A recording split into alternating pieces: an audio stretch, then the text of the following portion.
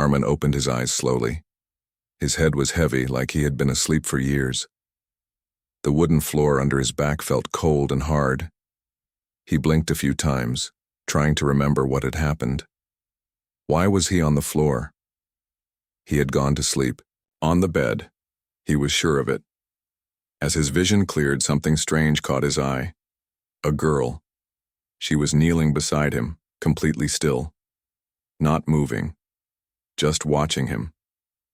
At first he thought she was a dream, or a trick of his tired eyes. But, no, she was real. Her skin had a strange glow, soft and silvery like moonlight. Her eyes were large, too large to be normal. They had no white in them, just one deep, shining color like melted metal.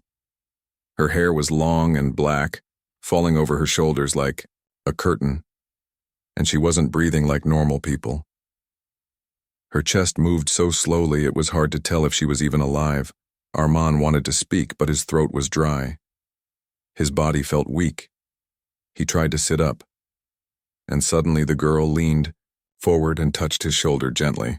Her fingers were warm, soft but strong. "You are awake?" she said slowly, her voice strange, like someone learning to speak for the first time. Her English was broken, but understandable. Armin stared at her. His heart was racing now. Part of him wanted to run, another part couldn't move. Who was she? Where had she come from? What is this?" he asked, finally finding his voice. "Who are you?" The girl tilted her head slightly as if studying his face. Her eyes blinked, but not in the way humans do. Both lids moved sideways like shutters. "You fell," she said. "You were not working." Not working? What did that even mean? "I'm fine," Armin said, trying to sit up again. This time she didn't stop him. He looked around. His cabin was the same. The little kitchen, the fireplace, his laptop on the table, the stack of old books all untouched. But the light outside the window was dimmer than usual, like the sun wasn't fully rising. He looked back at her. "How did you get in here? Who are you?" The girl looked confused, as if she didn't understand the question. She placed her hand on her chest. "I am Leary." "Leary?" he repeated. "Yes. Where are you from?" There was a long pause. She looked at the floor. Then she raised her hand and pointed upward, towards the ceiling. "The sky," she said softly. Armin didn't laugh. He wanted to. It sounded ridiculous. But the way she said it, the way she looked, the way she moved, it didn't feel like a joke. "You're not from here?" he asked, more to himself than to her. Leary didn't answer. She just kept watching him with those deep, glowing eyes. For a few minutes, neither of them spoke. Armin stood up slowly. His legs were shaky. He walked to the window and looked outside. The forest around his cabin was silent. No birds, no wind. The stillness made everything feel like a dream. He turned back to the girl, Leary, and saw that she was now standing. She was tall, almost his height. Her clothes were strange, like a bodysuit, smooth and shiny, with patterns that looked like they were made of light. They shifted slowly, like they were alive. "Are you hurt?" she asked, taking a step toward him. "No, I think I'm okay," he replied. "You helped me?" "Yes." "Why?" "You were like me. Alone." Armin didn't know what that meant, but it hit him somewhere deep. He was alone. That's why he had come here, to this cabin in the mountains. Away from the noise of the city, away from people, away from the world. He walked to the small kitchen, filled a glass with water and drank. Then he turned and held the glass out to her. "Do you want some?" She looked at the water with curiosity, then slowly reached out and took the glass. She sniffed it, then touched it to her lips and sipped. Her face lit up with surprise. "It's cold," she whispered. "Yes. It's water." She nodded, then handed the glass back. Her fingers brushed his, and for a moment Armin felt a strange vibration. like static electricity but softer. "Why are you here?" he asked, sitting down on the couch. She sat across from him on the floor. "I don't know," she said after a moment. There was light, then pain, then you. He frowned. Was she talking about some kind of crash? Did you fall from the sky? She nodded slowly. There was a ship. Now it is gone. Armin didn't know what to say. He stared at her, trying to find some sign that this was a prank, a joke, something explainable. But no one he knew could make something this real, her skin, her voice, her energy. It was all too real. "Are you human?" he asked carefully. Leary looked down at her hands, then at him. "No." That word changed everything. Armin felt his stomach turn. The air around him seemed heavier. He took a deep breath. "I should call someone," he muttered. Leary suddenly looked alert. Her eyes widened. "No, not them. Who?" "The men, the ones who take, who hurt." "You've met humans?" She nodded. "Before? Long ago. They take. They do not ask." Armin felt his throat go dry again. What had she seen? What had she been through? He stood up and paced around the room. This was too much, too fast. His mind was racing with questions. Was he crazy? Was this some hallucination? He looked at her again. No. She was real. Leary stood, too, and walked to the window. She touched the glass and looked out at the trees. "Your world is loud," she said softly. Armin nodded. "Yes, it is." She turned to him.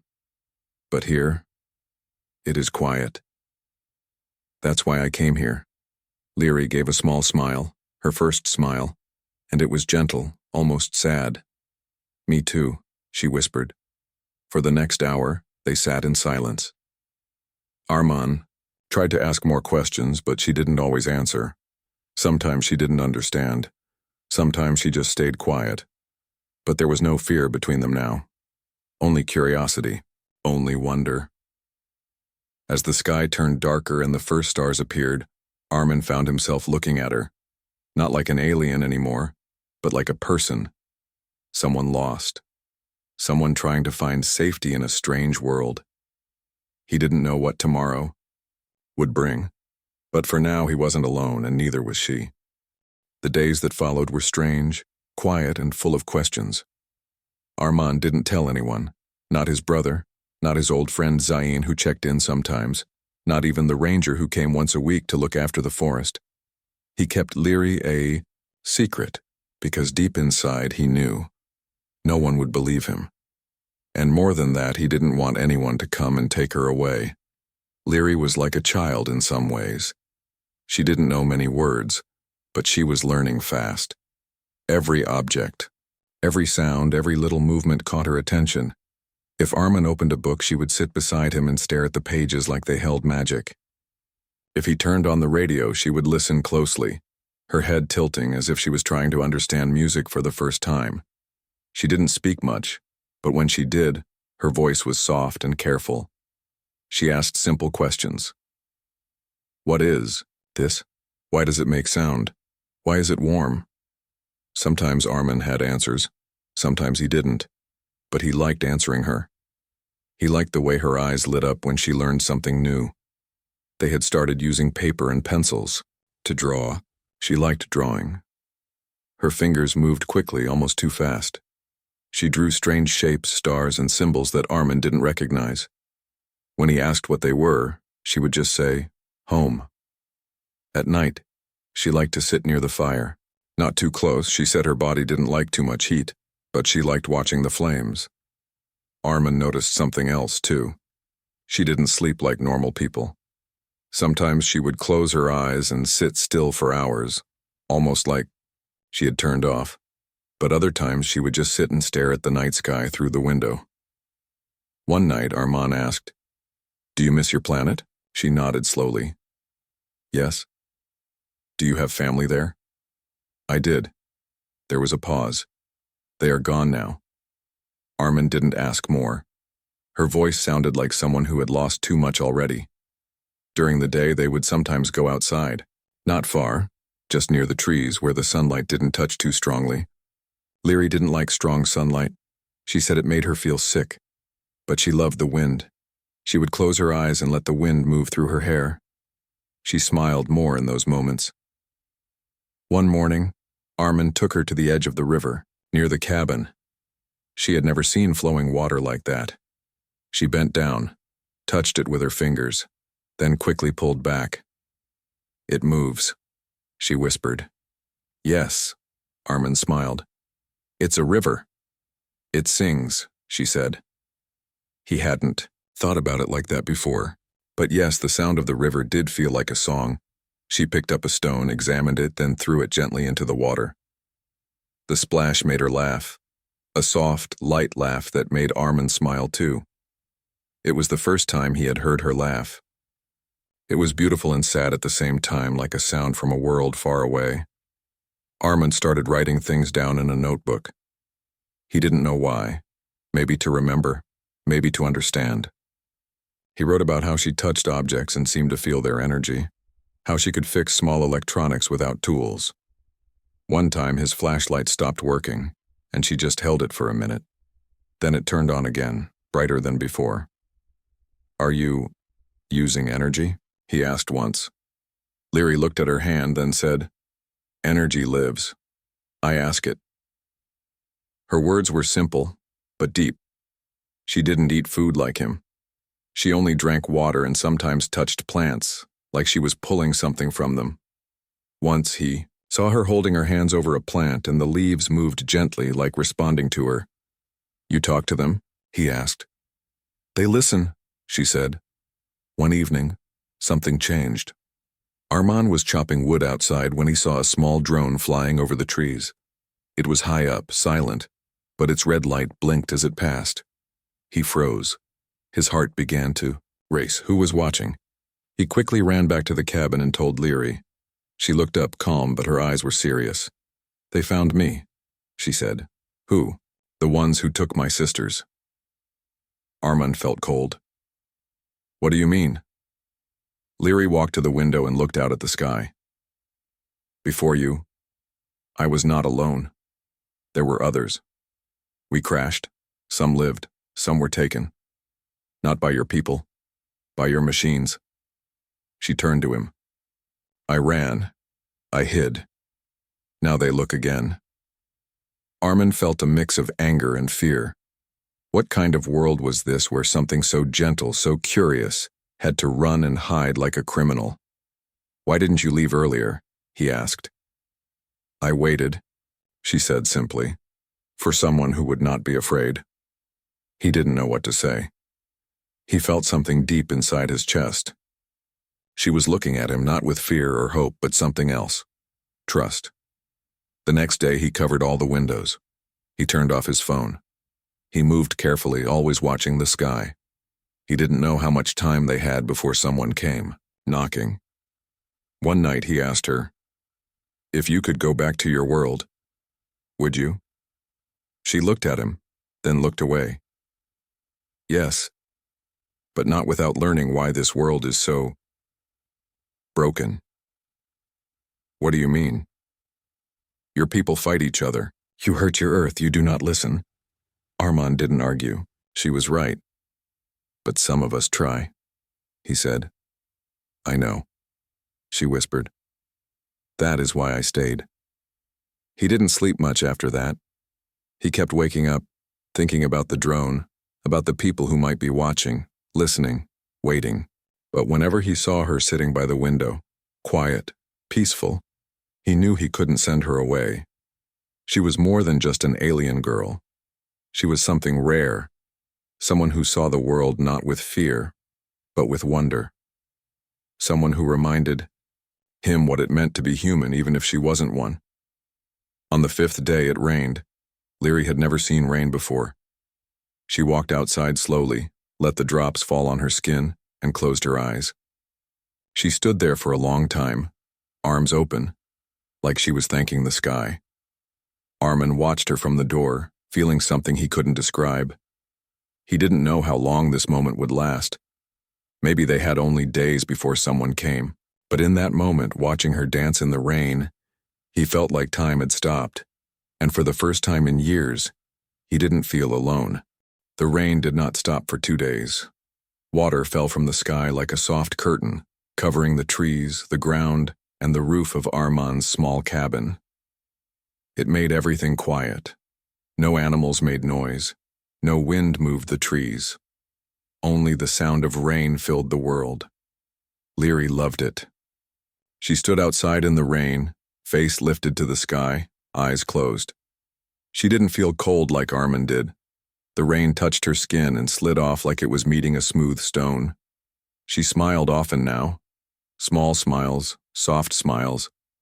But they were real.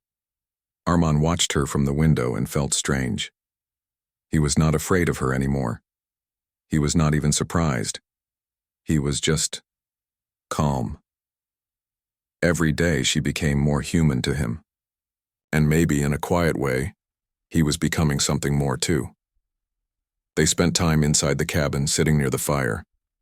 Leary listened to his stories about his childhood, his school, his father who used to fix old radios, his mother who taught him how to read the stars. She didn't speak much, but when she did, her words were always careful and deep. "Your stars," she said one night, "they sing the same as mine." "What do you mean?" he asked. "All stars speak. Your people don't listen." Armand smiled. "We have radios, telescopes, but not ears," she replied. He laughed. It was a warm laugh, one that he hadn't felt in years. That night they sat on the floor with paper and pencils. Leary drew a strange map, shapes and circles, small lines connecting stars and planets. She pointed to one small circle and said, "There. Your home?" "Yes." "What is it called?" She looked at the circle, then at him. "You cannot say it," she said, "but I call it Ila." "Ila," he repeated slowly. She smiled. "Yes, close enough." Armand looked at the map for a long time. "Can you go back?" She was quiet. Then she said, "Maybe, but I need help. I need the source." "What is the source?" "Power, light, clean energy. Not your kind." "You mean like solar?" "Stronger." Armand thought for a moment. "Maybe we can find something." She nodded, but her eyes looked tired. "If they don't find me first." He felt his chest tighten. The drone, the watchers, they were still out there. The next day they went into the woods. Leary said she could feel something, energy, deep under the trees. Armand followed her through the forest. It was wet and cold, but she moved like she knew the way, like the forest itself was guiding her. They stopped at a small clearing. The trees opened like a circle, and in the middle there was a rock, flat and smooth, like a table. Leary placed her hands on it. "Here," she whispered. "What's here?" Armand asked. She closed her eyes.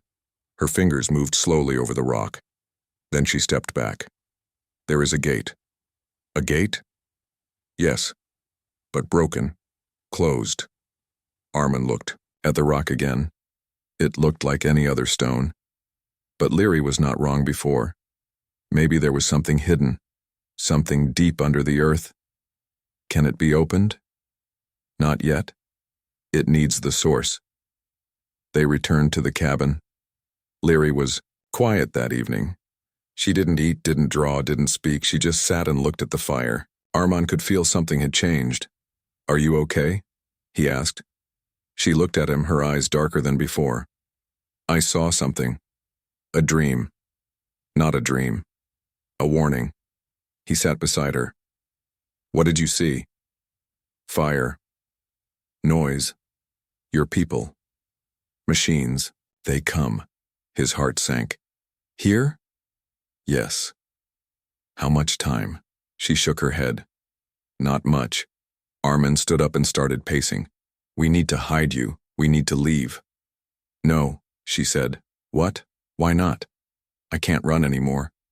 He turned to her. "Then what do we do?" She looked up at him. "We finish what we started. We wake the gate, we find the source." "But how?" "You will help me." Armand didn't answer right away. He looked into her eyes and saw fear, but also strength. She was tired, hurt, far from home. But she was not giving up. "Okay," he said finally. "Tell me what to do." They began the next morning. Leary showed him how to make a signal dish using old wires, metal plates, and crystals. Armin didn't understand it fully, but he followed her instructions. They built it in 2 days. A strange machine, like a flower made of steel and light. Leary called it the Eye. She said it would listen to the stars and call to her people if they were still listening. At night, they placed the Eye on top of the cabin. Leary touched it with both hands. It lit up, quiet and soft, like moonlight. She stepped back. "Now we wait. Will they come?" "I don't know," she said. That night, it snowed for the first time. Light, soft snow. Armin gave Leary his old coat. She wore it awkwardly, like she didn't understand why humans needed to cover themselves. She touched the snowflakes with wonder. "It's like falling stars," she said. He laughed. "You really see everything differently." "No," she said, looking at him. "You just stopped seeing." He didn't know how to answer that. In the morning, they heard it. A truck, far in the distance. Leary froze. Armin's heart pounded. He looked out the window. A black truck, with no marks, was slowly coming down the forest road. "They're here," he whispered. Leary stood up. Her face was calm, but her eyes were full of fire. "Let them come." Armin grabbed his coat. "We can still run." "No," she said. "You run. I stay." He looked at her, angry. "I'm not leaving you." "You must." "No." She stepped closer. "You are human. They will not hurt you." "That's not why I'm staying." She looked at him, surprised. "Then why?" He paused. "Because you're not just some alien. You're my friend." She stared at him. Then something changed in her face. A softness. "You are my friend too," she said. The truck stopped. Doors opened. Footsteps. Leary turned to the Eye. "It's ready, but if they stop it now, I will never go home." Armin made a choice. "We protect it." They stood together as the footsteps came closer. Through the window, they saw men in black suits holding devices and guns. One of them spoke. "We know she's here. Step away." Armin didn't move. "She's not hurting anyone," he said. "She's not yours to protect. She's not yours to take." The man raised his gun. And then, the Eye glowed brighter. A sound filled the air, not loud, but deep, like a voice without words. The men looked confused. They covered their ears. Their machines beeped and failed. Leary stepped forward. Her body glowed. "You don't own this world," she said, voice calm but strong. "You don't own me." The light grew brighter. The men fell back. Armin shielded his eyes. He heard Leary speak, but not in English. The language was strange, flowing like music. Then, silence. When he opened his eyes, the men were gone. Only Leary stood there, glowing softly. "It's open now," she said. He looked around. "What happened?" "I called them." "Your people?" "Yes." "They're coming?" "Yes."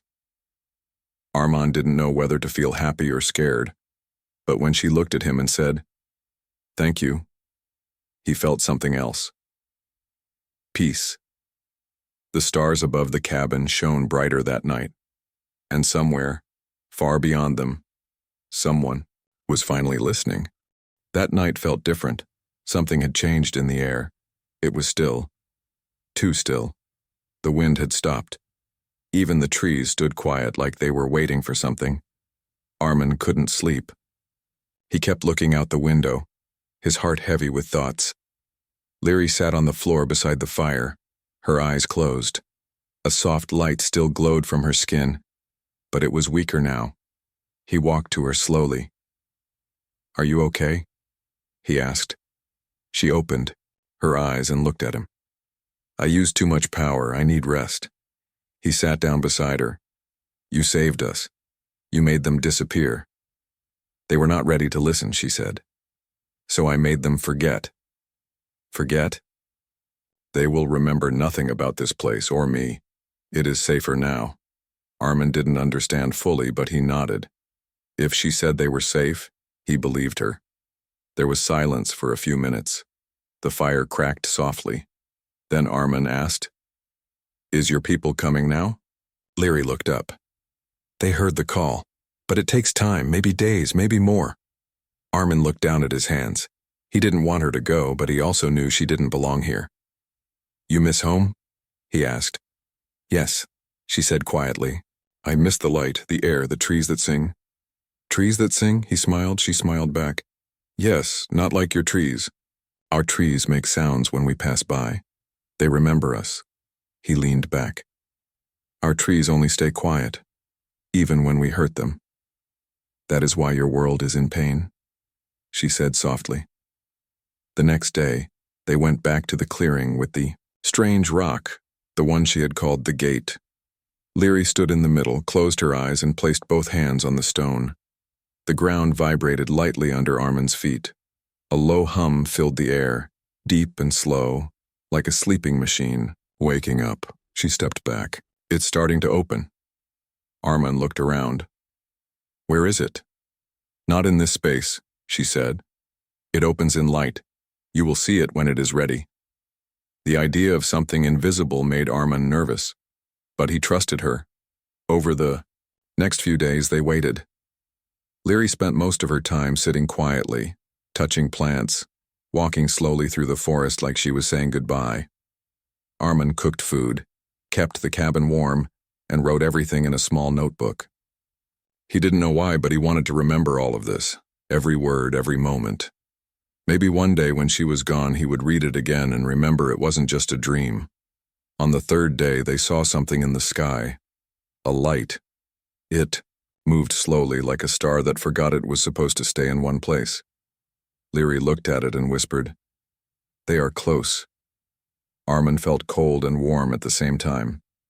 Are you happy? She looked at him and smiled.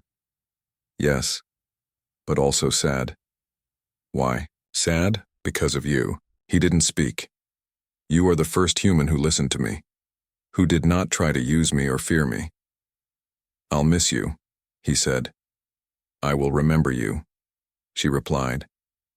That night, they sat near the fire one last time. Leary told him more, about her world, about the colors in the sky, the floating lakes, the creatures that glowed in the dark. She told him about her sister, who used to sing while they traveled through space. Her voice shook when she spoke. Armin asked gently, What happened to her? Leary looked at the fire. She was taken, by the same men who came here. Will you try to find her? I will try. Silence returned between them, but it was not uncomfortable. It was full of meaning. Before sleeping, Leary walked outside. Armin followed. She stood looking at the sky, her silver hair catching the moonlight. Then something happened. The light in the sky, the moving star, grew brighter. It came closer. Slowly, softly. Not like a falling object, more like a feather gliding down. It stopped above the forest. Leary smiled. They are here. A soft beam of white light shone down from the ship. It didn't hurt the eyes, it felt warm, peaceful. Armin took a step back. His heart was beating fast. Leary turned to him. Her eyes were wet. I must go. He nodded, even though his chest felt heavy. She stepped forward and touched his chest lightly. You carry pain, she said. He didn't reply. You hide it well. But it's there. Yes, he whispered. She closed her eyes and whispered something in her language. Then she opened her eyes and said, I give you light, not to erase pain, but to help you carry it. He didn't understand what she meant. But suddenly, he felt a warmth in his chest, like a small fire had been lit inside. She stepped back. The light from the ship grew brighter. She looked up. Then she looked at him one last time. "I will find you, if the stars allow." He smiled through his tears. "I'll be waiting." She stepped into the beam of light. Slowly her body began to rise. Not like magic, not like in movies. It was gentle, quiet, beautiful. She floated upward, higher and higher until she disappeared into the ship. Then the light vanished, and the ship was gone, like it was never there. Armin stood alone in the forest looking up at the sky. The stars looked the same. The trees stood still. The air was quiet again. He waited for a sound, a sign, anything. But there was nothing. Only silence. He walked back to the cabin slowly. Every step felt heavy. The place looked the same, but it didn't feel the same. It felt empty now. He sat down near the fire. The flames were small, almost out. He picked up her last drawing, the map of stars. He placed it in his notebook and closed it gently. The next morning, the world moved on, like nothing had happened. Birds sang. Trees swayed in the wind. The river flowed like always, but something in Armin had changed. He saw things differently now. He listened more. He spoke less. And every night, he looked up at the stars and whispered her name. Leary. He didn't know if she would ever come back. But deep inside, he believed, somehow, she would. Because some people, even if they come from the stars, leave light behind when they go, and light never fully disappears. The stars looked different now. It had been many weeks since Leary left. Armin still lived in the same cabin, the same forest, same river, same firewood pile outside the door. But everything felt new. Or maybe he was new. Every morning, he sat outside, with a cup of tea looking up at the sky. Every night he looked at the stars. He didn't understand the patterns or the names of the constellations, but he didn't need to. He just watched and waited. He still heard her voice sometimes, in his mind. "If the stars allow, I will find you." That one sentence stayed with him like a soft echo. He had stopped working at his small electronics shop in town. He told people he needed a break, that he was writing a book. No one asked questions. They didn't know how to ask about things. They couldn't believe. How could he tell them that he had met someone not from this world, that he had helped her escape, that he had felt something more than fear, more than curiosity, something almost like love? No, he couldn't tell them. So he wrote. In his notebook, every day, page after page, about the first day she arrived, about her silver eyes, the way she touched the rain, the way she listened to the world, the way she changed him. One day while walking through the forest, he stopped at the same clearing where the gate had once opened. The stone was still there, flat and cold, but the hum, the light, the strange energy, all gone now. Still, he sat there. He closed his eyes and remembered the moment she left, the soft white light, the way she floated up, looking down at him, her last smile. He opened his eyes. The forest was quiet. Only birds and wind. But as he stood up to leave, something small caught his eye. A single white feather. On the stone. He picked it up. It didn't look like a bird feather. It glowed, just a little like moonlight trapped in a tiny shape. He held it in his hand for a long time, then placed it in his notebook, carefully between the pages. That night, he dreamed of her. She was standing in a strange place, a sky full of color, floating rocks, rivers that moved through the air. She looked older, stronger, but the same. She spoke, not with her mouth but in his mind. "I found them, I found the ones who were taken, but something is wrong." He tried to ask questions, but he couldn't move. His body stayed still like he was underwater. "They are changing people." Like me. "They want to turn us into machines. I escaped, but not all did." Her face was full of sadness. "If they reach your world, it will not survive. They want more." more power, more control. I need help. I need you. He woke up with a start. It was still night. The moon was out. He sat up and opened his notebook. The feather was glowing now, brighter than before. He knew what it meant. She was calling him. He didn't know how, but he felt it. He needed to go back to the gate. He dressed, quickly grabbed a flashlight and started walking. The forest felt alive again, like it was watching him, guiding him. When he reached the stone, he placed the feather on top of it. Nothing happened at first. Then the stone glowed softly. A hum began again, the same deep sound as before. The ground warmed under his feet.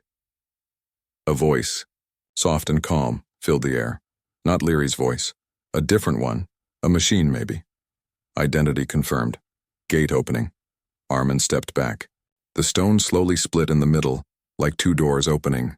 Inside, there was no hole, no stairs, just light. Pure, white light. He looked around once, then stepped in. He felt nothing. No falling, no wind, just stillness. When the light faded, he found himself in a different place. It was not space. It was not Earth. It was something in between. The sky was purple. The ground was soft and glowing. Strange plants grew from crystal soil.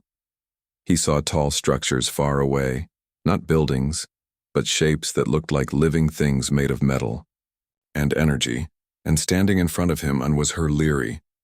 She looked stronger now. Her eyes were bright again. She wore something like armor, light and beautiful, shaped like leaves and stars. He walked to her slowly. "You called me," he said. She smiled. "You heard?" "How?" She touched the feather on his jacket. "I left a part of me with you." "Where are we?" "A safe space between worlds. Not mine.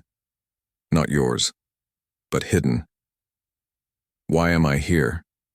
She looked down. "Because I need you.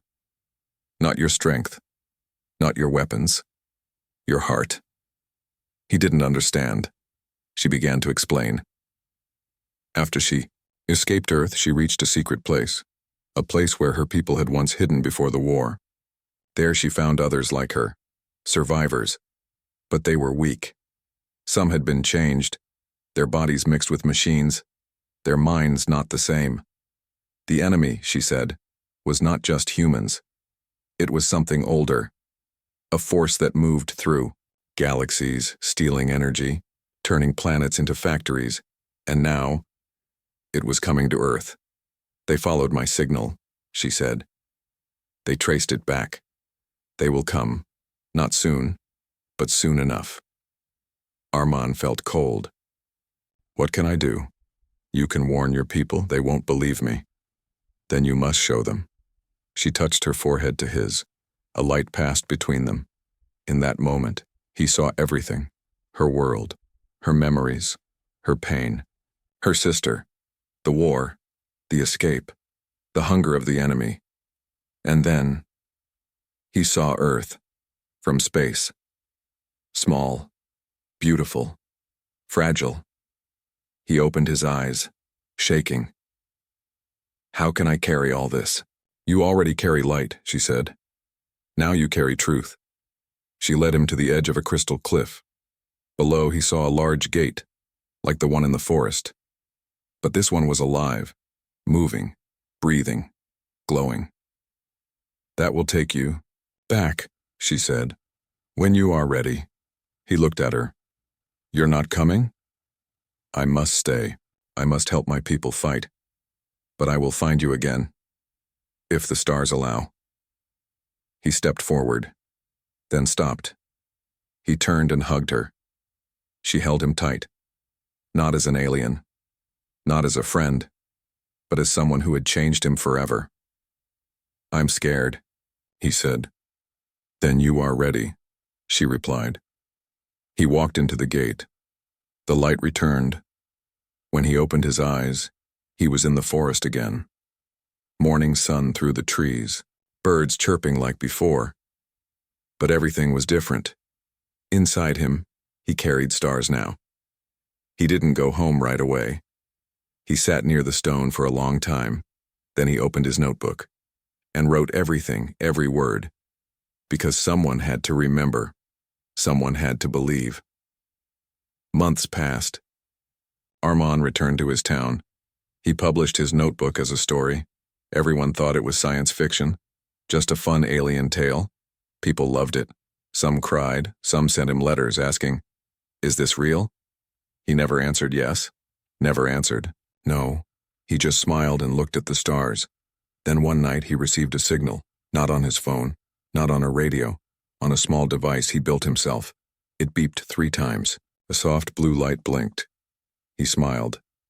She was out there, still fighting, still watching, still remembering.